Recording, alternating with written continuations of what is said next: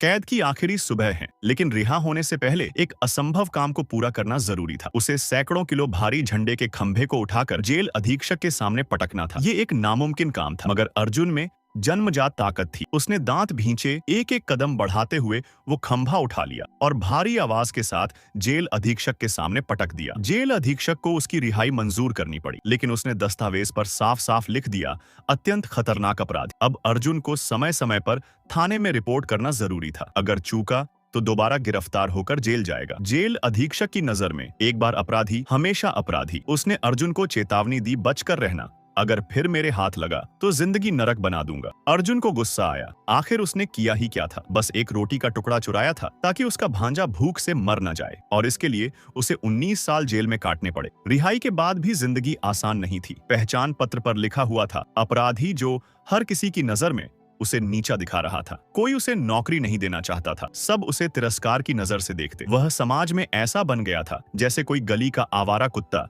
जिसे कोई भी मार पीट कर भगा सकता है। एक सर्द रात जब वो थक कर एक चर्च के दरवाजे पर सो गया, एक दयालु पादरी ने उसे सहारा दिया। पादरी ने न सिर्फ उसे खाना खिलाया बल्कि गर्म बिस्तर में सोने भी दिया। मगर अर्जुन को अब किसी पर भरोसा नहीं था। रात को जब पादरी सो रहा था, वो उसका सारा चांदी का सामान चुराकर भाग गया, लेकिन अगली सुबह ही पुलिस ने उसे पकड़ लिया और वापस चर्च ले आई। तब एक चमत्कार हुआ। पादरी ने कहा, नहीं, ये चांदी मैंने ही उसे दी थी। फिर 2 और कीमती चांदी के कैंडलस्टिक भी उसकी झोली में रखे और कहा, तुम ये सबसे कीमती चीजें तो भूल आए थे। पुलिस हैरान थी, लेकिन अब कुछ कर नहीं सकती थी। पादरी ने मुस्कुराकर कहा, इस दिन को ईश्वर की योजना मान, अब से तुम्हें ईमानदार और नेक इंसान बनकर जीना होगा। पादरी की करुणा और विश्वास ने अर्जुन का दिल छू लिया। पहली बार उसे महसूस हुआ कि इस दुनिया में अच्छाई अब भी जिंदा है। उसने ईश्वर के सामने सिर झुकाया और एक नई जिंदगी की शुरुआत की।